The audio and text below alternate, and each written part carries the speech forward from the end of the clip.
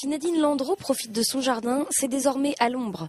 Il y a 5 ans, en effet, on lui a diagnostiqué un mélanome malin.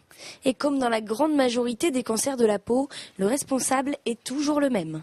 L'exposition au soleil, j'étais continuellement, je faisais pas... Et pas de protection non plus. Je me disais, bon, j'y vais toujours depuis que je suis gosse, donc il n'y a aucun problème, ma peau est habituée. Et vraiment, ce grain de beauté, on ne s'imaginait pas qu'il puisse changer un jour.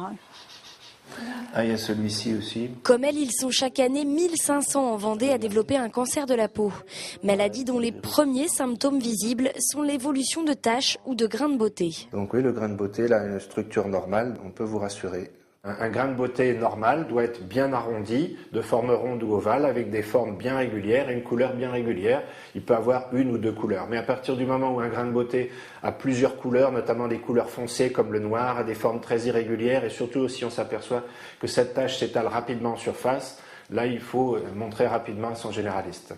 Le principal ennemi de notre peau est bien sûr le soleil. Si les peaux blanches sont naturellement plus à risque, les expositions à répétition des peaux plus mates ne sont pas non plus sans conséquences, et en particulier chez les enfants. Non, c'est maintenant, les études ont montré qu'effectivement, plus on s'expose dans l'enfance et plus on risque d'avoir des cancers de peau plus tard, notamment le fameux mélanome malin qui est la forme la plus grave.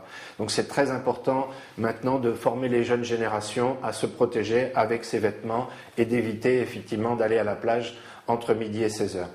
Pour protéger sa peau, il faut donc éviter de s'exposer aux heures les plus chaudes, utiliser des crèmes solaires adéquates ou même garder chapeau et t-shirt. Rappelons qu'en Vendée, les cancers de la peau représentent 1/3 du nombre total des cancers.